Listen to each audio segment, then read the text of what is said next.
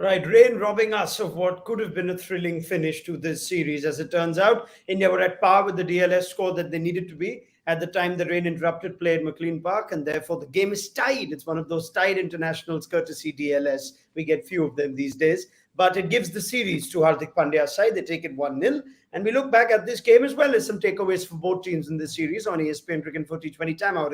It's a hello to Ross Taylor. Must ask him. He's played so much cricket at McLean Park, where batters tend to look forward to batting, Ross. And here you have New Zealand going from 130 for 2 to 160 all out. India losing 3 inside 3 overs. Funny T20 game there. How would you sum it up?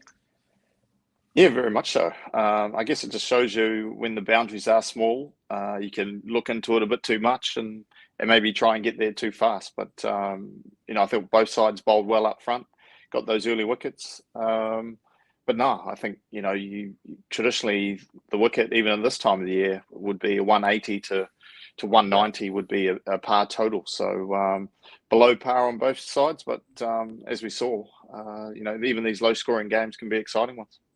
Let's go to the back end of the New Zealand innings. That's what got almost sort of set this game up, Ross. Mohammad Siraj and Arshdeep Singh, 8 wickets between them. Now, is that incredible bowling, smart bowling by two relatively inexperienced T20I seamers, or do you put that down to just, a brain fade of batting for about 20-30 minutes by New Zealand?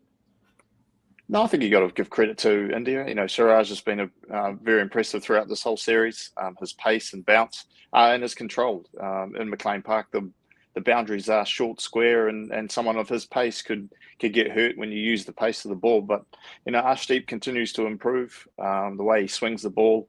Once again, getting that early wicket of Finn Allen, how he swung it back, and very much the dismissal that Shaheen Afridi got Finn Allen out in that semi-final. But I think they're both two good finds for India going forward. This next World Cup in 2 years' time, I think these two have to be thereabouts, and you add Bumrah to the mix. That's a pretty potent three-prong quick attack. Yeah, I was going to go deeper into that actually. With Arshdeep and Siraj, it looks like sort of they've added to their T20 repertoire of bowling. Fair to say? Yeah, I think so. I think Siraj. I think he. I wouldn't say it's a perception, but there is a bit of talk that he's one-dimensional in a way he goes about it. But I think he continues to improve, and pace is an asset. You need those bowlers who can bowl 140 plus.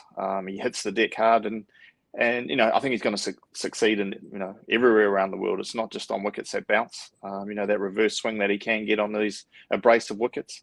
But Arshdeep, I still feel like has still got a bit to improve, and he's already a class performer already.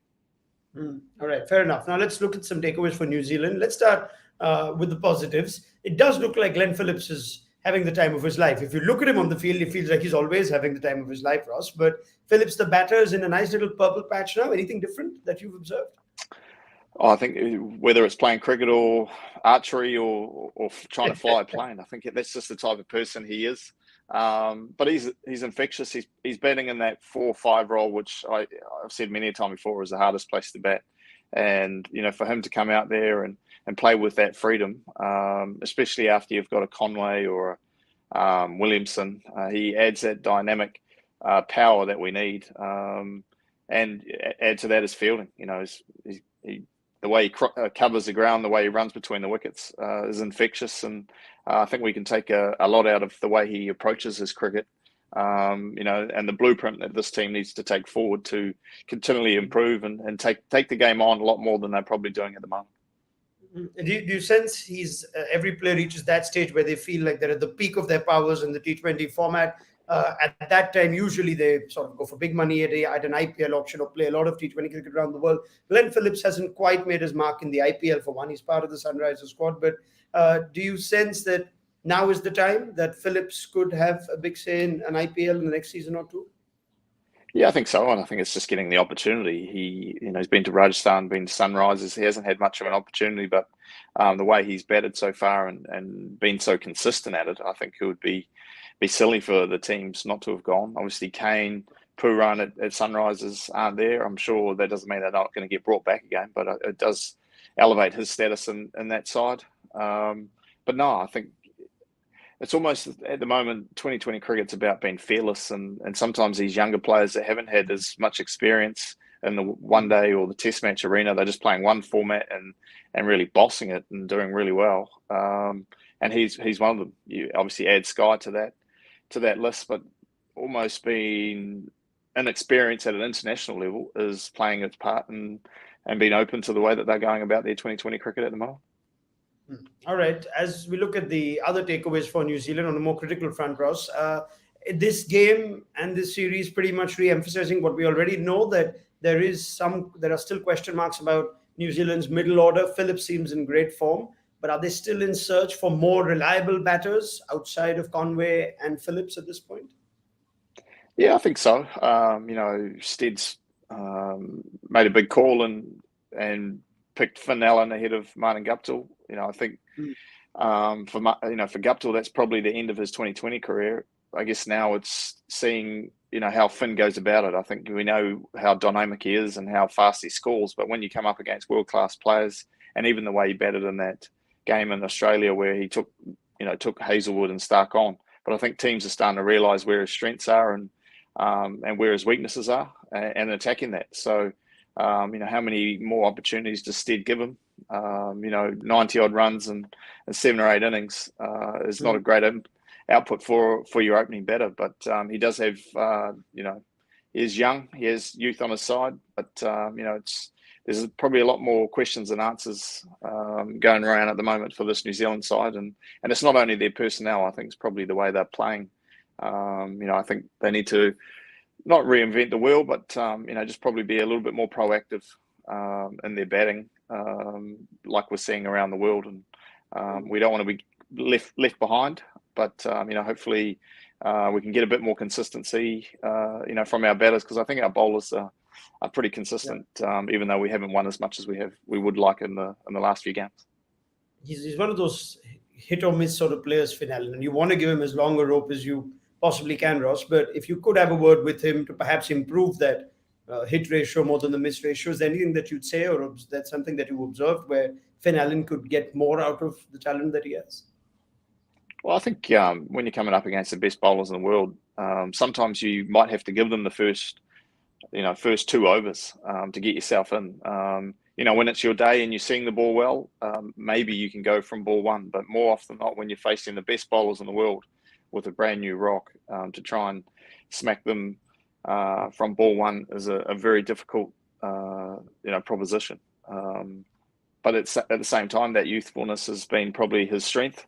But, as a batter, you always want to be consistent. Having a strike rate of 160, 170, and you're only, batting 10, 15 balls, you've just got to start making a decision on whether that's the way you want to play. You don't want to curb his natural instinct, but, I would just like to give himself, a few more balls in the ears at the moment, get the feel of the wicket, because he's got so much power, he can catch up, whether it's inside the power play or batting through those middle overs. All right. On an India front, a lot of their big boys were not part of this T20I series, Ross. It was an opportunity for them to try something different. Ishan Kishan and Rishabh Pant at the top of the order. We would love to see 3 full games. We've seen 2, not quite seen the impact. Is that something you'd still like to see more of, though? One, if not both of these left-handers at the top of the order? Yeah, I think you've got to give them more of an opportunity. Obviously, KR Rahul and Rohit Sharma, they've got the numbers to back it up. DK is not getting any younger, and it'll be interesting, where Rishabh Pant, starts to fit in. Do we give him up the top of the order? Do you bat him at 5 or 6 in that closing role, like DK? But no, I think there's still enough good signs there. I think Ishan Kishan, the way he played in the mountain, we saw little snippets of it, in this match. But you got some pretty big shoes to fill. But there's still, India plays a lot more 2020 cricket than most sides, so I'm sure they'll get another opportunity at various stages leading into the 2024 World Cup. From what you've seen of Rishabh Pant, though, do you like the idea of him at the top of the order, or somewhere lower down is where you'd like to try him? Yeah, I'm probably still not. I think he's got so much power, whether he bats up the top or bats down the middle, the way he plays spin. Obviously leg spin, left arm spinners bowling into his arc, he can murder them. So, some of these, his technique is not as correct, but sometimes that can be, a positive, opening the batting. But I think you got to give him a bit more of a go up the top. But he's such a good player. I feel, whether he's opening the batting or coming in the middle, he's going to be an asset to this Indian side. Shreyas Iyer and Tim Southee spent a lot of time together in the Knight Riders training camps, dressing room. So it's no secret, perhaps, that there are still problems with the short ball. It was well exploited in one ball by Tim. But if you look at Shreyas Iyer, who looks like part of the big plans for India going forward, next set of players, he had this big question mark every time he gets dismissed to a short ball, Ross. Do you see something there?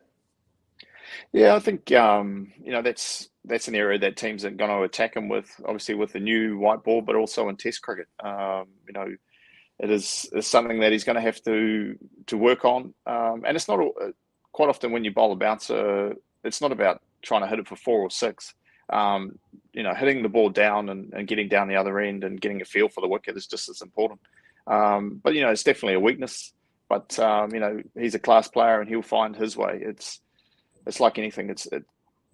When something is not quite right, it's just finding your own way and your method that will work. And I'm sure Shreyas Iyer, I think sooner rather than later, I'm sure from an Indian point of view to get on top of that. But I'm sure not just New Zealand but other teams will attack him in that manner in the years to come. All right, so much for the T20I series that India have taken 1-0. We'd love to see this game go to its regular conclusion. But 3 ODIs to come, and it's suddenly a big 8 to 10 months for teams, Ross. The ODI World Cup is not that far away. We were all focused on the T20 World Cup. Now, New Zealand have a 13-man squad. It's a thin squad. It'll see Kane Williamson return. It'll also see the likes of Matt Henry and Tom Latham. Michael Bracewell's in that team too. So I must ask you, what are the players that you'd like to see get a nice long run, and what could be the start of a few games for teams to figure out how they can cover their bases ahead of the World Cup in India in October, November in 23? Yeah, well, Martin Guptill is not in this side, so Finn Allen gets another opportunity. We've seen how he's played the 2020 and goes out. This could be the blueprint for him to go out there and give himself a bit of time. And but I'm sure he will play that aggressive role. So this could be a good thing for his 2020 game to just be able to find that balance between defence and attack. I think there's still a lot of question marks. Obviously, Tom Latham will probably come in and bat at 4, which suited to bat in that 4 or 5 role. Where Daryl Mitchell's had a fantastic test in 2020, and that limited role that he has played in one-day cricket has been successful. But 10 games at that level is not a big sample size, so they'll be looking for him to get a lot more experience. Obviously, 10 months away from the next World Cup. This New Zealand side pride themselves on their one-day game. So this is a big series for them. We're not playing a lot of one-day cricket at the moment, but, I think, we do normally play one-day cricket really well. We know our conditions really well. And, Eden Park, some more smaller boundaries to come, which, once again, as we've mentioned, that some of these Indian players have to get over very quickly because it can be a very intimidating place to come and bowl there. Is Jimmy Neesham part of the big plans for the ODI format as well, Ross? It's been a while since we've seen Neesham win a game for New Zealand. He's been used less and less as a bowler too. He's not centrally contracted, I think. Correct me if I'm wrong. And you've got the likes of Michael Bracewell, who had a nice little start to his international career. I wonder if there's something there that you'd like to examine going forward for New Zealand? Yeah, I think that's the real interesting one for me is the contract. He's gone to South Africa. He's not accepted it. It's a tough one for New Zealand cricket to, if they start picking these guys that don't have contracts, that opens the gate for other players to maybe do the same thing. Bolt has done it. De Grandhomme and obviously Neesham, and obviously the World Cups in the subcontinent in India. So Michael Bracewell, his spin bowling, will we go in with 3 spinners, having Ish Sodhi, Mitch Satner and Michael Bracewell? Obviously, we haven't seen it as much, but we know here in New Zealand that Michael Bracewell has got a lot of power, and the New Zealand setup, like having another left-hander and Neesham. I'm not sure why Kane hasn't used him as much. He's been someone that's been used a lot in the years gone by, but probably in the last 3 to 6 months hasn't been used as much, and whether that's a confidence thing or just where he thinks he's at. But no, I think Michael Bracewell was the player of the series against Pakistan and Bangladesh, and New Zealand crickets have big raps on him, so we'll have to wait and see how he goes. India favourites for this ODI series, or do you think New Zealand start as favourites at home, Ross? I think New Zealand start as favourites at home.